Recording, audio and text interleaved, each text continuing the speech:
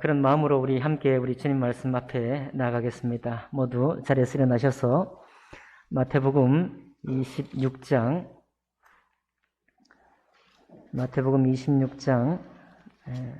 1절부터 13절까지 말씀을 교독하겠습니다. 마태복음 26장은 신약성경 45쪽가량에 있습니다. 신약성경 45쪽가량에 마태복음 26장이 있습니다. 1절 제가 먼저 읽겠습니다. 예수께서 이 말씀을 다 마치시고 제자들에게 이르시되 너희가 아는 바와 같이 이틀이 지나면 이루어지리라. 인자가 십자가에 못 박히기 위하여 할 일이라 하시더라. 그때에 대제사장들과 백성의 장로들이 가야바라 하는 대제사장의 관정에 모여 말하기를 밀란이 날까 하노니 명절에는 하지 말자 하더라.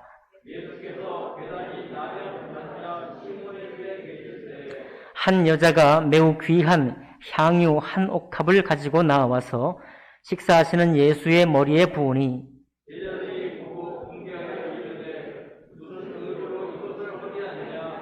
이것을 비싼 값에 팔아 가난한 자들에게 줄 수 있었겠도다 하거늘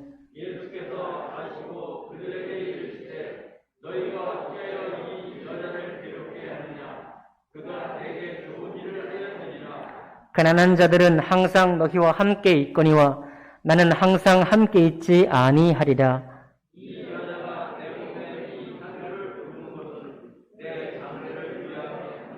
함께 읽습니다. 내가 진실로 너희에게 이르노니 온 천하에 어디서든지 이 복음이 전파되는 곳에는 이 여자가 행한 일도 말하여 그를 기억하리라 하시니라. 아멘. 말씀과 예배를 위해 기도하겠습니다. 살아계신 하나님 아버지, 한 여인이 예수님 머리에 값비싼 향유 옥합을 부었습니다. 이것을 복음이 전파되는 천하에 이르기까지 여인의 행사를 전하라고 말씀하셨사오니 이 말씀으로 저희 모두를 복되게 하여 주옵소서. 저희들이 주님을 생각하는 마음, 우리의 영혼이, 우리의 몸이 주님을 사모하는 마음을 새롭게 해 주시기를 원합니다. 모든 말씀을 주님 복 주시고 영광 받으실 줄 믿고 감사드리며 귀하신 우리 주 예수님 이름으로 기도하옵나이다. 아멘. 자리에 앉으시겠습니다. 오늘 읽은 말씀을 본문으로 해서 값비싼 향유 옥합을 예수께 붓다라는 제목으로 하나님 말씀 나누겠습니다. 새해에는 있던 빚도 갚으시고 돈도 많이 버셔서 하나님 주신 축복을 잘 많이 누리시기를 바랍니다.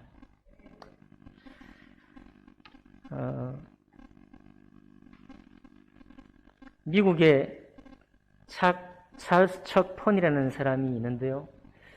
이분은 돈을 벌긴 벌었는데 너무 비현실적으로 많이 벌었습니다. 돈이 얼마가 있었는가 하면 9조 4천억 원을 벌었습니다. 9조 4천억 원. 그런데 그 중에 한 24억 원 정도만 남기고 얼마를 한 거예요, 그러니까? 계산이 안 나오는군요. 한 8조.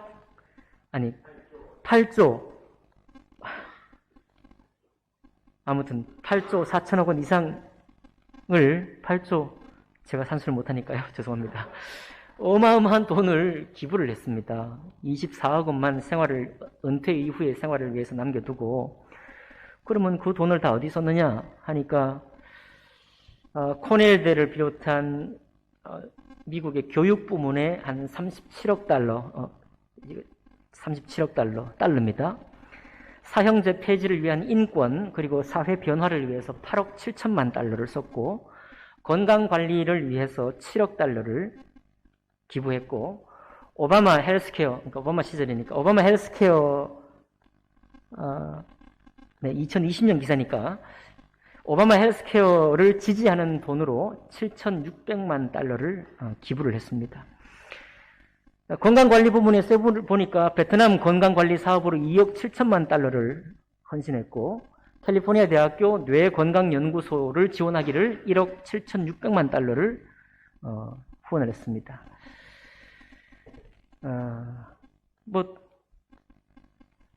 머리에 안 들어오는 숫자죠. 그러면서 이 사람이 이제 생전에 돈을 많이 벌면서 그런 얘기를 했다고 해요. 자기는 전 재산을 기부할 것이다. 물론 우리 생각엔 지금 24억 원이 지금 남아있죠. 남아있지만은, 그러나 이분이 실제로 다 기부를 2020년 9월 16일 기사에 보면 다 기부를 하면서 이 사람이 과연 자기가 생전에 돈을 벌면서 약속했던 그 기부를 지킬 것인가를 확인시켜 줄 수 있어서 내가 너무 행복하다라고 말했고, 그리고 많은 사람들에게 이렇게 도전했다고 합니다. 해봐라. 사회에다 자기 재산을 헌납해보고 기부해보라. 그러면 정말 좋다라고 그렇게 자기 마음을 표시했다고 합니다. 네. 9조 4천억 원을 그렇게 썼다고 합니다. 자, 우리는 이런 기사를 보면서 많이 훈훈하지 않습니까? 이미 액수가 잡히진 않지만 어쨌든 우리 한국에도 사례가 있는데 올해 9월 달에 보니까요. 6억을 전 재산을 모았는데 이 할머니가 그걸 다 기부한 거예요. 그걸 다 전 재산을 기부할 뿐만 아니라 나중에 11명이나 되는 자폐 아들을 다 집으로 이렇게 데려다가 그걸 다 먹이는 거예요. 이것만 하면 선행이 이것만이 아니라 너무너무 많은 놀라운 그런 선행을 하는 그런 할머니에 대한 기사도 제가 읽었습니다. 우리가 이 땅에 살면서 누구라도 이런 기사거리, 이런 뉴스를 바라볼 때 훈훈하지 않은 사람이 없고, 나도 좀 돈을 좀 저렇게 좀 벌다면 나도 좀 마음껏 사회에다 좀 헌납하고 기부해보고 싶다. 그런 소망을 또 품지 않는 사람도 아무도 없는 것 같습니다. 돈이 좀 없어서 문제죠? 내년에 그러니까 돈 많이 버시기 바랍니다. 주님 축복 가운데서. 그런데 오늘 이 본문은 우리를 다시 한번 놀랍게 하는 겁니다. 주님께서 오늘 말씀해 보면 이제 마지막 십자가에 오르실 그 말씀을 하셨어요. 2절에 보니까 너희가 아는 바와 같이 이틀이 지나면 유월절이라 인자가 십자가에 못 박히기 위해 팔리리라 라고 제자들과 많은 사람들에게 선언했고, 이미 3절에 보면 대제사장들과 백성의 장로들이 대제사장 집에 모여서 이 자를 언제 끝낼 거냐, 언제 십자가에 못 박아 죽일 거냐, 그러나 지금은 때가 아니니 조금만 더 기다려보자 라고 모의를 하던 장면입니다. 그때 예수께서 배단위 나병 환자 시몬의 집에 있을 때였는데요. 우리가 너무 잘 아는 기사의 내용이죠. 한 여자가 매우 귀한 향유 한 옥합을 가지고 나와서 식사하는 예수의 머리에 부었다라고 말하고 있습니다. 다른 말씀에는 그 머리채를 가지고 예수님 발을 씻겼다라는 말씀도 복음서에 나오죠. 그런데 오늘 이 말씀은 예수님의 머리 위에 옥합에 귀한 기름을 다 쏟아 부었다라고 나오고, 여러분 가진 주보의 그림에 보면은 예수님 머리에 기름을 붓는 여인의 그림이 나와 있습니다. 근데 그 장면을 보고 제자들이 분개하면서 말하는 거예요. 도대체 무슨 의도로 이것을 허비하느냐라고 말하고 있습니다. 그 짧은 순간에 예수님 머리에 부어진 기름은 순식간에 머리를 타고 옷깃을 적시고 발끝으로 떨어질 겁니다. 그것은 다시 주워 담을 수 없어요.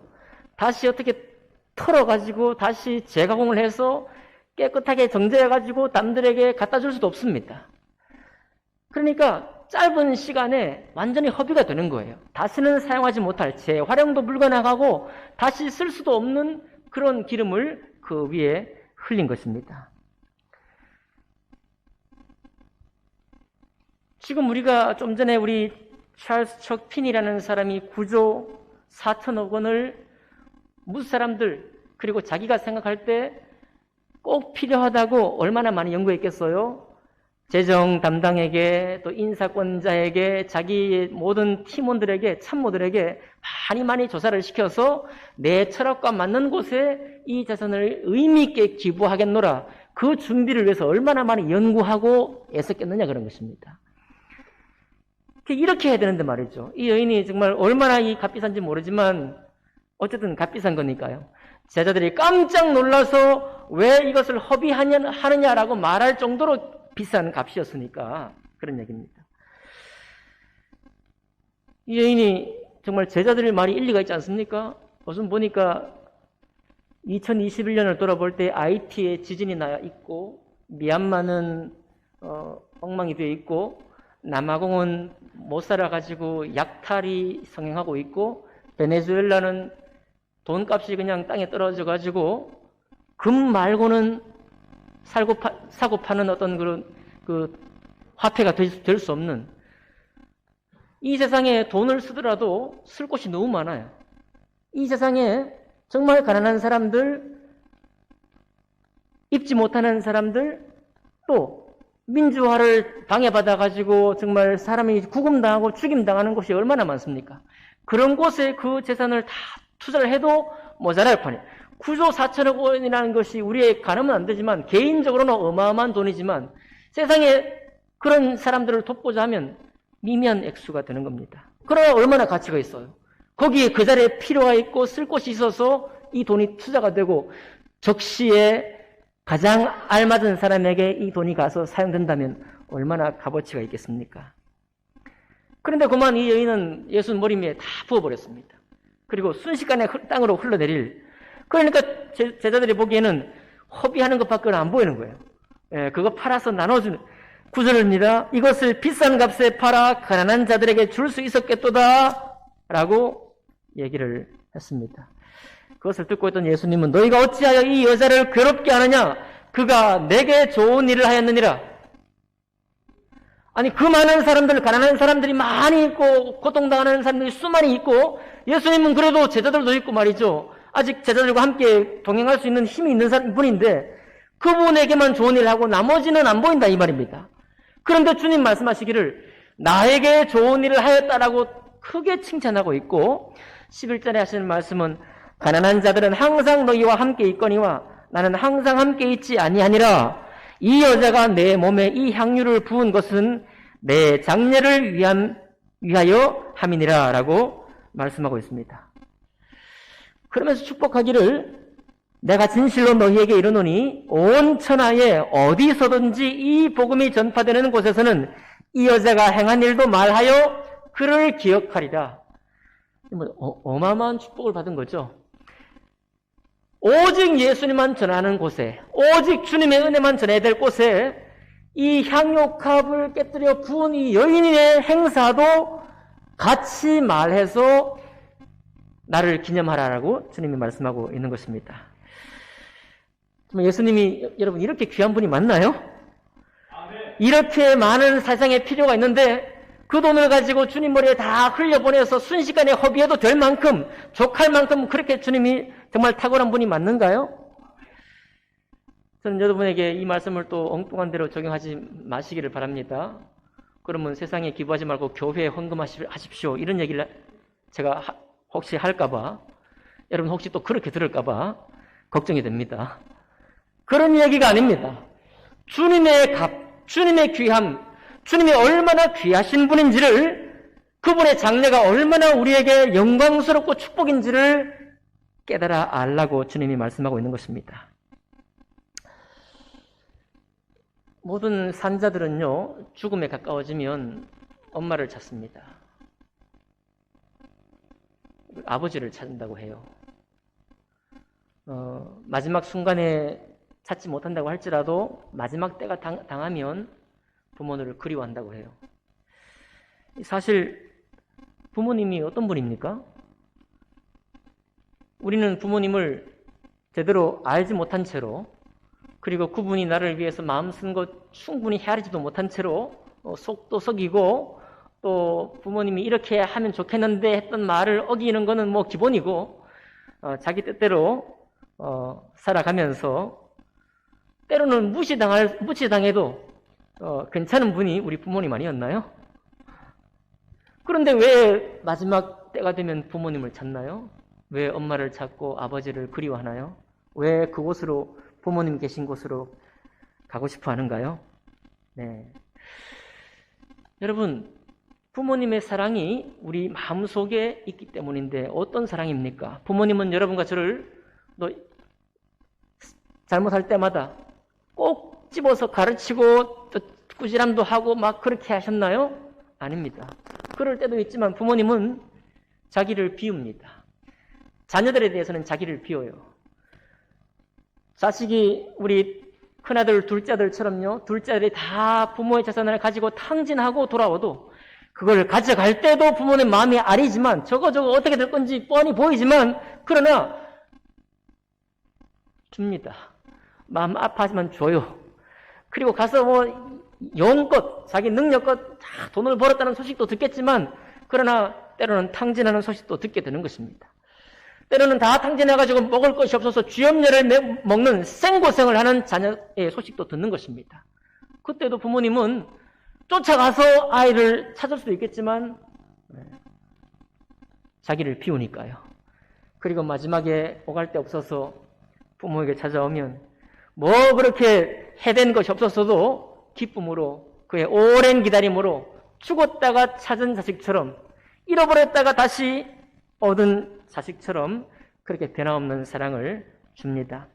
이것을 젊은 날 우리가 힘이 있고 능력이 있고 할 일이 많을 때는 모르다가 언제 그렇게 우리 마음에 새겨져 있는 건가요? 언제 그렇게 우리 속에 기억이 되어 있었는가요? 언제 내 세포와 내 심장 속에 이 부모님의 사랑이 각인되어 있었나요?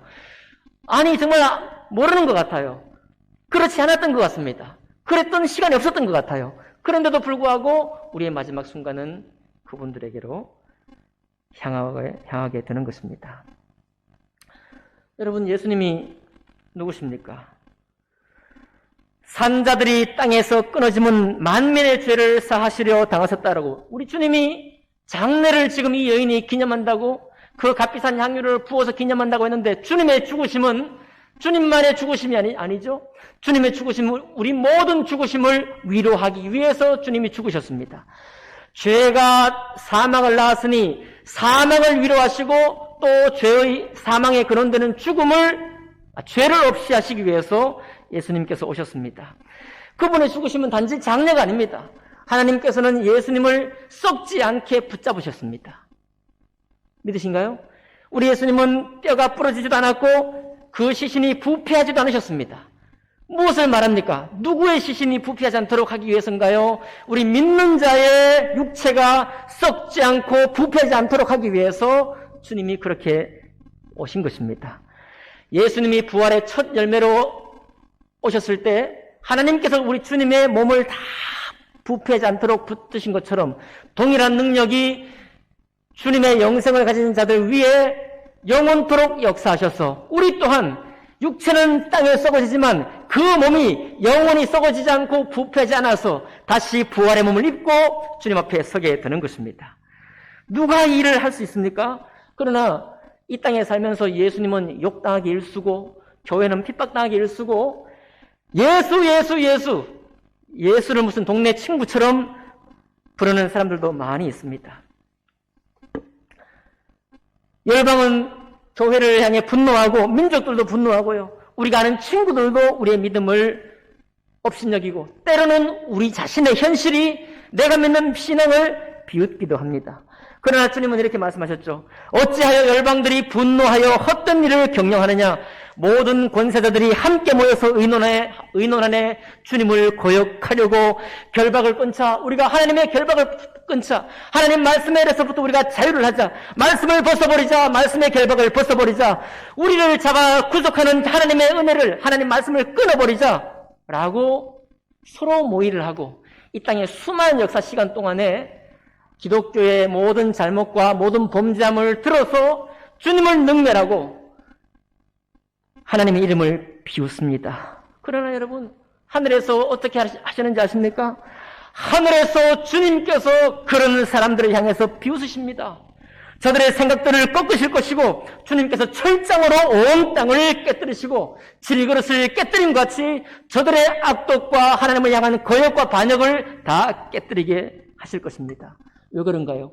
주님의 모든 사랑, 그 온전한 사랑이 이미 십자가에서 다 우리에게 부은 바 되었기 때문입니다. 주님이 지금 일을 하실 것이 없다는 말씀이 아니라 우리 주님께서 이 땅에 오셔서 여러분과 저를 축복하기 위한 모든 일을 다 완성하셨기 때문에 그렇습니다.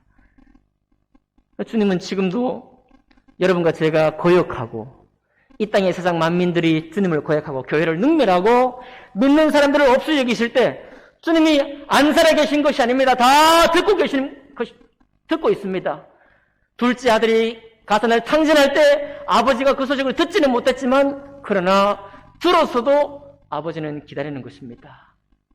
생고생할 때 살아계신 주님을 향한 감사와 찬양 없이 강팍한 마음으로 돈을 벌고 강팍한 마음으로 자기의 살 길을 찾아가고 강팍한 마음으로 다른 사람을 없이 여기는 그런 마음으로 평생을 살면서 존중을 받지 못하고 존경을 받지 못하고 인간의 존엄을 얻지 못하면서 많은 세월 동안 살아가는 사람들을 향해서 우리 주님은 지금도 그를 주목해 보고 있는 것입니다. 우리 중에 누가 우리 주님을 거역할 수 있나요? 누가 하나님의 은혜를 거짓이라고 말씀할 수 있나요? 우리는 모두 할렐루야, 전능하신 주님이 다스리신다. 할렐루야, 이 세상 나라들 영원히 주 그리스도의 다스리는 나라가 되고 주님께서 길이 다스리실 것이라는 사실을 믿는 자는 바라보게 될 것이고 마지막 날 그 호련히 우리의 몸이 변화되는 순간에 우리가 다 확인하게 될 것입니다. 여러분, 주님의 장례를 기념한 이 여인의 향유옥합, 그 값비싼 기름을 흘리신 그것은 주님 혼자만의 죽음이 아니라고 말씀드렸습니다. 주님의 죽으심으로 우리에게는 죽음이 없고 죽음을 위로받게 되는 것입니다. 주님이 고통당하신 것 때문에 우리에게는 고통이 없고 고통당할 때 주님의 위로가 우리에게 오는 것입니다. 주님이 우리 대신 상하셨기 때문에 우리가 상할 때 여러분, 주님 믿는다고 우리가 상하지 않나요? 주님 믿는다고 우리가 고통받지 않나요? 아니, 일생의 모든 고통을 다 우리가 경험합니다. 고통 총량의 법칙은 항상 일정하죠. 모든 사람에게 같은 것입니다. 우리의 마음의 심한 상함도 또 모든 사람에게 똑같아요. 일찍 오느냐 늦게 오느냐의 차이일 뿐입니다. 그때 누가 우리를 위로합니까? 누가 우리의 하소연을 들어줍니까? 주님께서 우리를 대신하셔서 상처 입으시고 능멸 받으신 그 은혜를 우리가 기억하는 것입니다. 내가 수많은 사람에게 능멸받아 세상에 홀로가 되어 광야에 걷는 사람이 되었을 때, 아무도 나를 돌보는 사람이 없을 때, 심지어 나의 고의적인 실수로 손가락질 당하며 지탄받을 때, 그때 그의 곁에 누가 있습니까? 그의 곁에 그를 여전히 사랑하시는 분이 누구십니까? 바로 시간과 공간을 초월하고 각 사람에 제한되지 않으시고 믿는 사람에게만 제한되지 않으시는 주님이 영원히 각 사람을 사랑하시는 그 사랑을 위해서 주님이 죽으신 것입니다. 그리고 다시 사시는 것입니다. 여러분, 천국에 가면 우리의 눈물이 없고 고통도 없다고 말씀하시죠? 예. 이 땅에서 눈물이 있고 고통이 있죠? 그러나 이 땅에서도 이 살아계신 주님을 믿고 사는 사람에게 눈물은 있지만은 그 눈물이 회환으로 떨어지지 않습니다. 우리가 이 땅에 살면서 고통을 받지만 그 고통이 저주와 악독으로 바뀌지 않습니다. 하나님을 향한 대적으로 바뀌지 않습니다. 믿는 사람은 고통 중에 눈물을 흘리지만 그러나 주님을 생각하고 주님 은혜를 바라보게 될 때 우리 마음에 은혜가 되는 것입니다. 세상은 공정하지 않다고 말하고 있죠. 공정을 선포했지만 공정하지 않다고 우리가 늘 보고 있습니까? 결국 이 땅에는 공정이 없을까요? 이 땅에는 공정함을 이룰 수 없을까요? 걱정하지 마시라 주님 말씀하는 겁니다. 여러분, 주님 눈앞에는 항상 공의와 사랑의 통치가 우리 앞에 서 있습니다. 공정함을 주장했다가 실패하고 자기 스스로도 부패했습니까? 그러나 그 마음에 다시 돌이켜서 공의를 향해 일어설 수 있는 이유는 무엇입니까? 그건 바로 너의 곁에, 너의 생각 곁에 살아계신 우리 주님이 붙들고 계시다는 사실 때문입니다. 여러분과 제가 세상 모든 뉴스로부터 실망당할 때 여러분 실망하지 마시기 바랍니다. 혼자 고독하게 될 때 나만 깃발을 들고 나가는 것처럼 보이지만 그때 누가 계시기를 원하는가 하면 예수님께서 여러분 곁에 계시기를 원하는 겁니다. 시공을 초월하고 어떤 사람의 장소와 한계를 초월하고 말이죠. 누구에게나 주님이 되시기 위해서 주님이 오늘 장례, 죽으심에 내려가게 되고 다시 살아나시는 것입니다. 가난한 자들에게 돈으로 필요한 것을 채워주고 약탈하고서 먹을 것이 없는 사람에게 비행기로 공수해가지고 수많은 보급품을 떨어뜨려서 저들의 삶을 연명하는 것, 너무너무 중요한 것입니다. 그러나 여러분 기억하시기 바랍니다. 연명은 하나, 마음에 소망 없는 자는 여전히 소망이 없는 것입니다. 비록 보급품을 공수를 받아서 내 삶을 어렵게 연명해갈지라도 주 예수 그리스도를 자기의 구주요 구원자로 섬기는 사람은 보급품을 받았는 그 애석한 애달픈 생활 가운데서도 주님을 찬양할 수 있습니다. 나를 생존하게 하신 주님을 노래할 수 있습니다. 수많은 사람에게 손가락질 받겠죠. 너는 평소에 뭐 했느냐고 말이죠. 너는 도대체 삶을 어떻게 살았길래 이렇게 되느냐고 말이죠. 그의 비참함을 비난받을 수 있겠습니다. 아무에게도 받아들여지지 않을 그런 상황이 있을 수도 있겠어요. 그러나 여러분, 우리의 비난과 비방이 주님의 은혜를 침범하면 안 됩니다. 주님이 그를 향한 주목하는 눈동자까지 침범해서는 안 되는 거예요. 그럴 수 없습니다. 그렇기 때문에 주님이 오늘 장래에 이 한 여인이 그 귀한 향유컵을 1년치 이상 든다고 하는 그 값비싼 향유를 단 몇 분 만에 허비하고도 그것이 허비가 아니라 주님을 기념하는 기념이 되고 온 천하에 예수 그리스도의 복음이 전파되는 곳마다 이 여인의 하는 행사까지 전파하라고 하신 그 주님의 칭찬을 받게 된 것입니다. 무엇을 말합니까? 우리가 주님을 알되 이 여인처럼 알라는 것입니다. 이 여인처럼 주님의 귀함을 제대로 알라는 것입니다. 이 여인처럼 세상에 많은 고민과 어려움이 있지만 그런 것 속에서 주님을 잃어버리지 말고 나약한 주님을 섬기지 말고 연약한 주님 아무 일도 하지 못하는 것, 그저 지금 내가 필요한데 주님 왜 안 오십니까? 이렇게 묻는 것이 아니라 다시 말씀드리지만 부모님처럼 말이죠. 60평생, 80평생 자기 잘난 맛에 살다가 마지막 순간에 돌아가는 곳이 내 엄마요, 내 아버지요. 그러나 믿는 우리는 육신의 마음속에 그 사모함이 있을지라도 우리가 정말 죽음의 순간이 이르길 때조차도 주님 앞에 감사하는 것은 나 돌아갈 곳이 주님이시기 때문입니다. 나 돌아갈 곳이 아버지 하나님 계신 곳이기 때문에 그래요. 그리고 내 평생에 그렇게도 주님을 고역하고 그렇게도 말씀 쫓아 살지 않고 세상의 많은 일을 쫓아 살아갔을지라도 주께서 나를 긍휼히 여기시기 때문입니다. 죽음조차 우리를 주님과의 관계를 깨뜨리지 못하게 하는 겁니다. 오늘 그 사실을 위해서 주님이 장례에 내려가는 것입니다. 장례를 준비하는 것입니다. 십자가에 올라서 죽으심을 주님이 친히 준비하고 있는 것입니다. 주의 죽으심은 우리의 영생입니다. 주의 죽으심은 우리의 어떤 형편과 처지에 있을지라도 우리를 밀착해서 주목하셔서 우리를 건지시고 사랑하신다는 주님의 약속입니다. 그 약속이 여러분과 저에게 있기 때문에 오늘 외로우십니까? 내년에도 외로울 예정인가요? 올해도 빚이 졌습니까? 내년에도 이 빚이 청산되지 못할 상황인가요? 오늘 내 몸이 연약합니까? 내년에는 더욱더 연약해질 그런 전망인가요? 어떤 순간에도 예수님이 여러분과 저를 사랑하십니다. 이 소망이 우리 안에 분명한 자리를 차지한다면 왜 우리에게 찬양이 사라지겠습니까? 왜 우리에게 감사가 없어질까요?